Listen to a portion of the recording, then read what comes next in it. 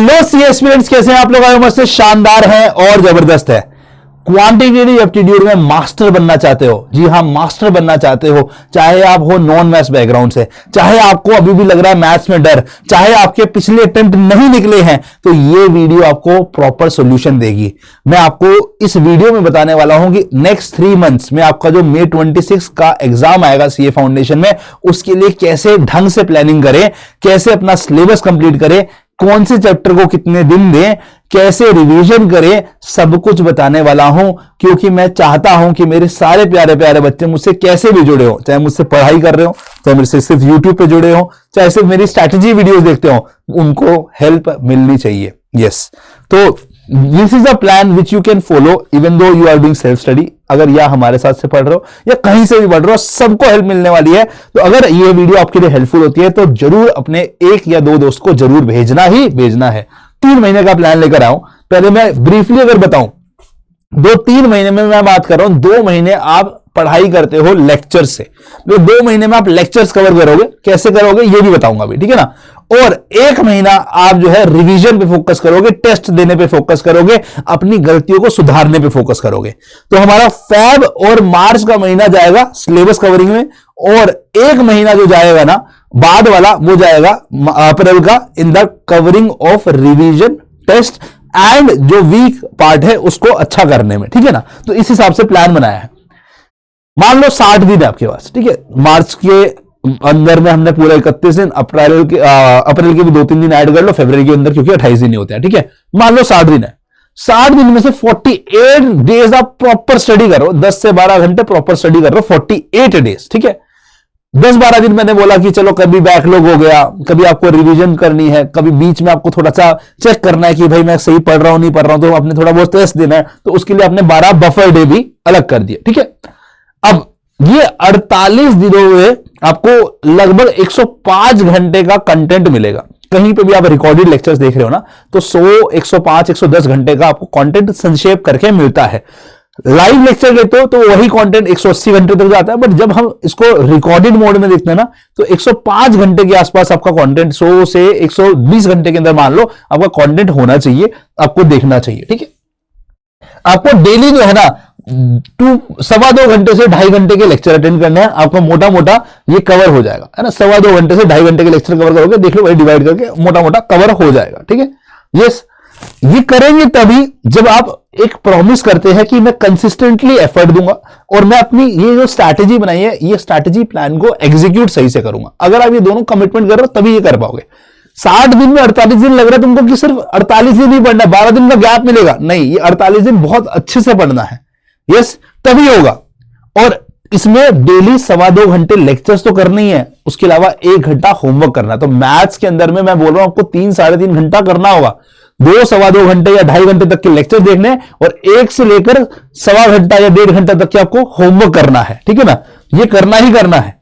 फिर हम जब बात करते हैं हमारे 3 महीने को, तो मैंने फरवरी, मार्च, अप्रैल को बांट दिया है। फरवरी उन टॉपिक्स पे कवर करने पे ध्यान देना है जो कि हाईली स्कोरिंग है और जो कि बहुत direct formula based, property based questions पूछता है। मैं भी आपको दिखाऊंगा कि कौन से वो चैप्टर है जो स्कोरिंग भी है और कोर चैप्टर्स है, मतलब चाहे आप नॉन मैथ्स के हो तब भी इन चैप्टर में अच्छा स्कोर कर सकते हो, ठीक है। पहले फरवरी में उस पर फोकस करना है, वहां से कॉन्फिडेंस गेन करना है। देन हमारा इंटेंसिव प्लान आएगा जहां पे आईसीआई चाहता है आप ब्रेन यूज करो, वो चैप्टर जिसमें आपका दिमाग लगता है, जिसमें आपको बहुत थॉट प्रोसेस देना होता है, जैसे permutation, combination, probability, theoretical distribution, calculus, ये सब चैप्टर की बात कर रहा हूं यहां पे। वो सेकंड फेज में आएगा आपका, ठीक है। फिर थर्ड फेज आता है मास्टरी का, जहां पे हमारा अप्रैल के महीने में होगा, जहां पे हमें रिवीजन, मॉक टेस्ट पे ध्यान देना है, हमारे वीक कंटेंट को स्ट्रॉन्ग करने पे ध्यान देना है, ठीक है ना। अब अगर मैं चैप्टर बाय चैप्टर बोलूं, ये शीट में आपको दे दूंगा, आपको शायद अभी डिटेल में दिखेगी नहीं, बड़ी नहीं हो पा रही है, बट मैं आपको चैप्टर बाय चैप्टर बता दूं।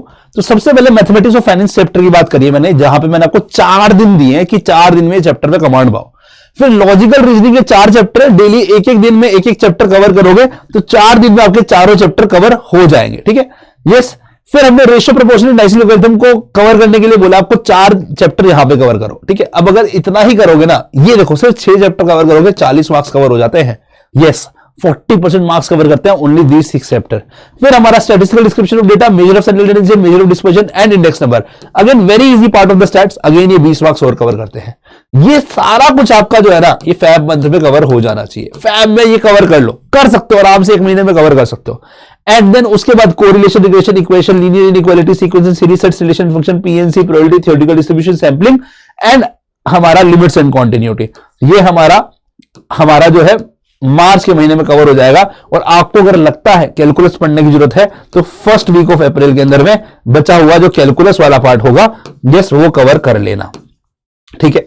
तो इस प्रकार से आपका सिलेबस कवर हो जाएगा। फ्लो में मैंने आपको बता दिया कि किस चैप्टर को कितने दिन देने। ये शीट मैं आपको अभी नीचे दिए हुए लिंक में डाल दूंगा, वहां पे ये शीट का एक्सेस कर लेना, ये फाइल का एक्सेस कर लेना, वहां पे आपको डिटेल प्लान मिल जाएगा, ठीक है।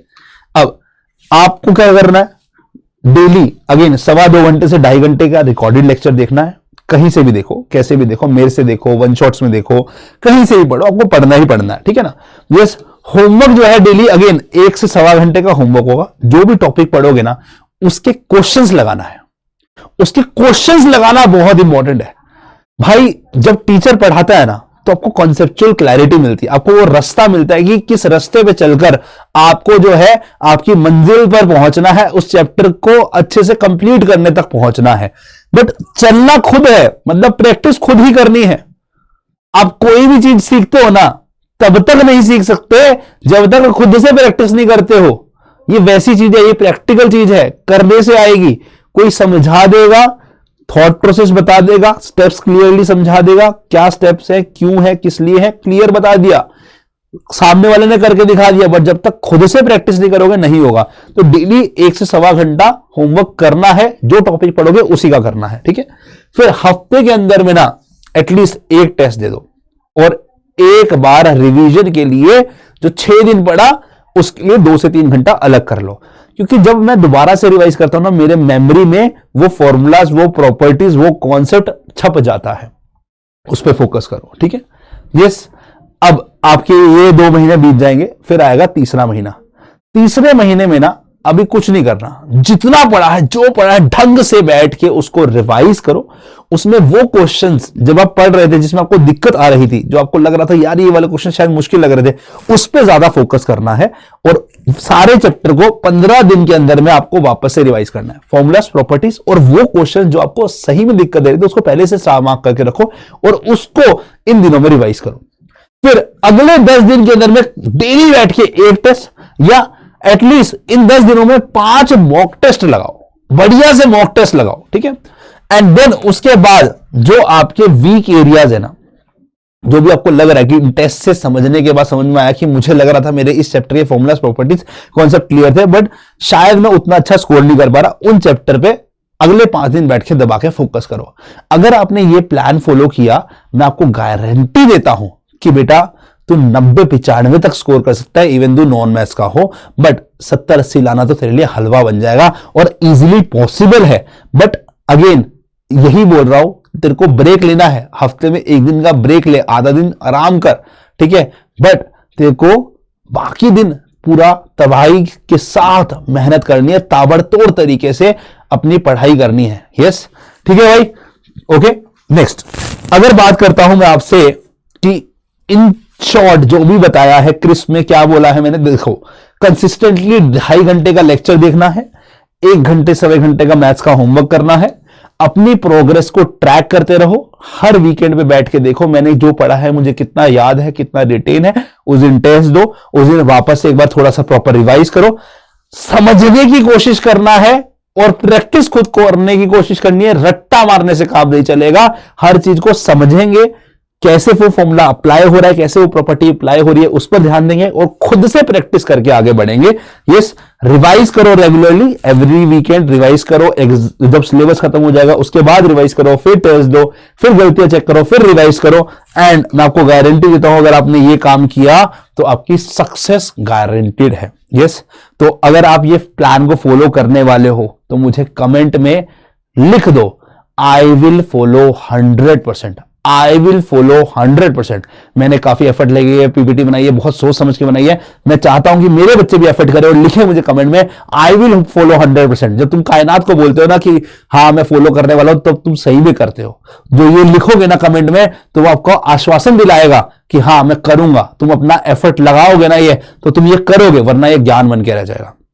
और जो बच्चों को समझ में नहीं आ रहा कि सर ये स्ट्रैटेजीज कहां से फॉलो करनी है, निर्माण का exam oriented batch best batch है इसके लिए। जाओ मेरी टीम से बात करो, वहां पे पूछो कि कैसे निर्माण एग्जाम ओरिएंटेड बैच में पढ़ाई होगी, क्या प्लान है, जाके समझो।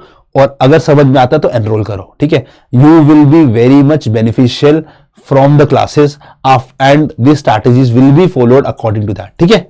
तो मिलते हैं फिर इन द नेक्स्ट वीडियो। कुछ पूछना चाहते हो तो पूछिएगा मुझे इन द कमेंट, बट मुझे अभी आपसे एक कमिटमेंट चाहिए, लिखना है कि I will follow 100% the strategy which I have given to you, और अपने दोस्तों को शेयर करना है, ठीक है। बाय बाय, टेक केयर, अलविदा, see you soon in the next video.